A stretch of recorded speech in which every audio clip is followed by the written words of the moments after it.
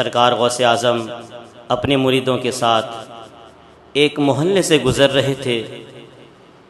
دیکھا کہ ایک مسلمان اور ایک عیسائی آپس میں لڑ رہے ہیں، جھگڑ رہے ہیں۔ سرکار غوث اعظم رضی اللہ تعالی عنہ نے لڑنے اور جھگڑنے کی وجہ دریافت کی تو مسلمان جو تھا انہوں نے کہا کہ حضور، یہ جو عیسائی ہے یہ عیسیٰ علیہ السلام کو ہمارے نبی کون و مکہ صلی اللہ علیہ وسلم سے افضل جانتے ہیں۔ ان کا کہنا ہے کہ نبی سے حضرت عیسیٰ علیہ السلام افضل ہے۔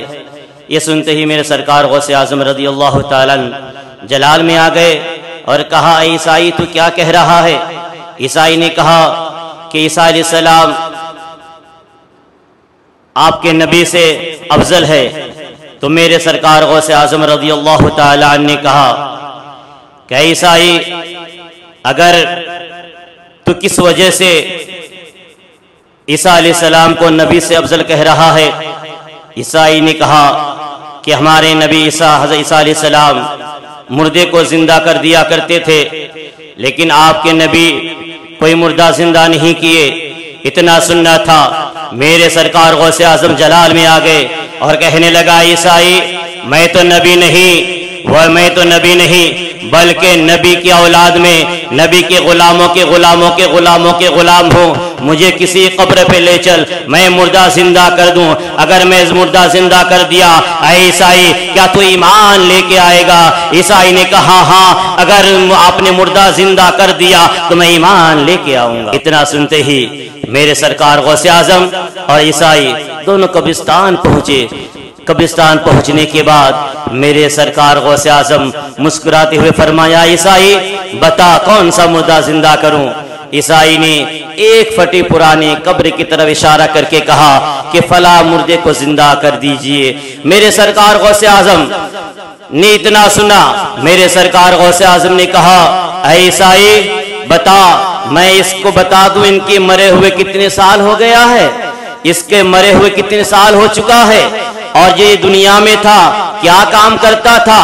بتا، میں اسے ویسے ہی جگاؤں یا دنیا میں جو یہ کام کرتا تھا وہ کام کرتا ہوا اسے اٹھاؤں؟ عیسائی نے کہا، یہ تو اچھی بات ہے، اگر یہ جو دنیا میں کام کرتا تھا اور کیا کام کرتا تھا آپ بتا دیجئے، اور اس کو مرے ہوئے کتنے سال ہو چکا ہے وہ بھی بتا دیجئے۔ میرے سرکار غوث اعظم نے کہا، ان کو مرے ہوئے 100 سال ہو چکا ہے، اور ایک گانا گاتا تھا، گانا گایا کرتا تھا، بتا میں اسے گانا گاتا اٹھاؤں یا ویسے اٹھاؤں؟